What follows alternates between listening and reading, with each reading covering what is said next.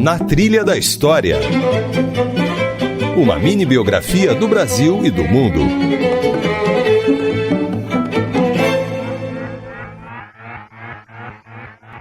Olá, eu sou Isabela Azevedo e começa agora mais uma versão reduzida do Na Trilha da História.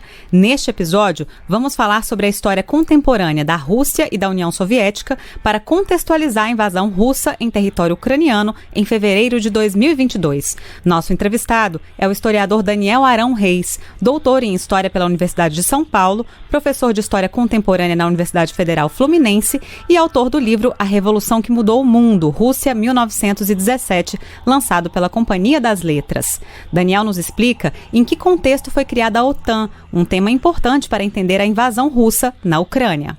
A OTAN foi criada em 1949 para organizar a defesa da Europa contra uma eventual invasão soviética.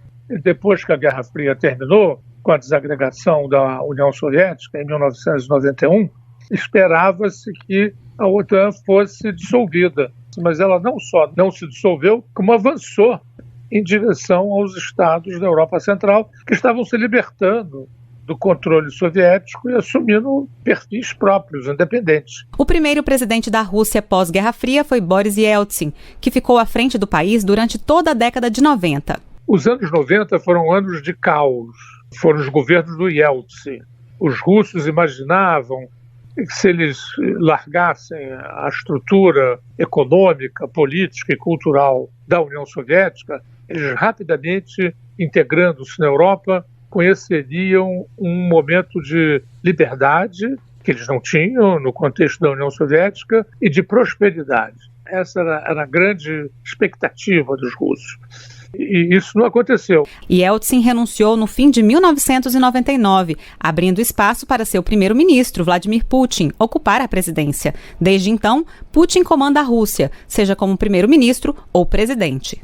O prefeito de Leningrado indicou ele ao Yeltsin e ele foi lá trabalhar na presidência do Yeltsin. E ali também afirmou-se como um quadro dirigente de grande capacidade de trabalho, de grande capacidade política, e por isso é que o Yeltsin indicou a ele que o substituísse. E a partir daí ele registra várias eleições, né? Ex-agente da KGB, o Serviço Secreto Soviético, Putin foi reconhecido pela recuperação econômica que promoveu no país nos 10 primeiros anos de governo. Ele reestatizou algumas empresas de grande interesse estratégico e fez os oligarcas pagarem impostos e centralizou o Estado de maneira a conferir à Rússia um outro patamar de estabilidade. Conseguiu, com isso, favorecido pela explosão dos preços do gás e do petróleo, os dois grandes produtos de exportação russos, né, a concentrar recursos que possibilitaram financiar as pensões, que estavam altamente desvalorizadas, bolsas de estudos, educação e saúde.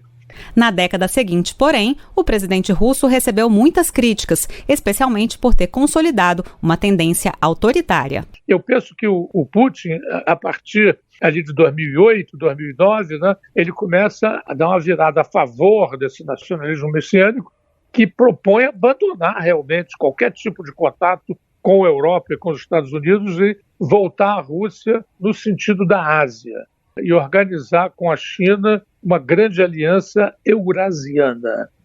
Então, eu acho que a partir desse envolvimento progressivo, nessa perspectiva messiânica e eurasiana, o Putin vai também, ao mesmo tempo, consolidar uma tendência que não estava visível nele, mas que passa a ser cada vez mais visível, uma tendência autoritária.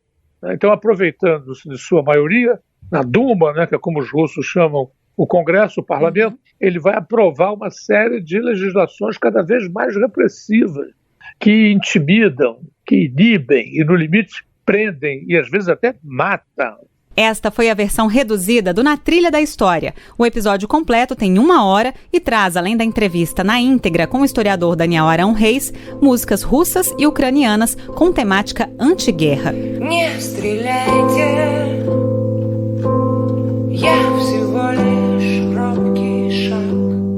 Para ouvir, acesse radios.ebc.com.br/Na Trilha da História. Até semana que vem, pessoal! Na Trilha da História. Roteiro e apresentação, Isabela Azevedo. Esta é uma realização da EBC, Empresa Brasil de Comunicação. Na Trilha da História. Uma mini biografia do Brasil e do mundo.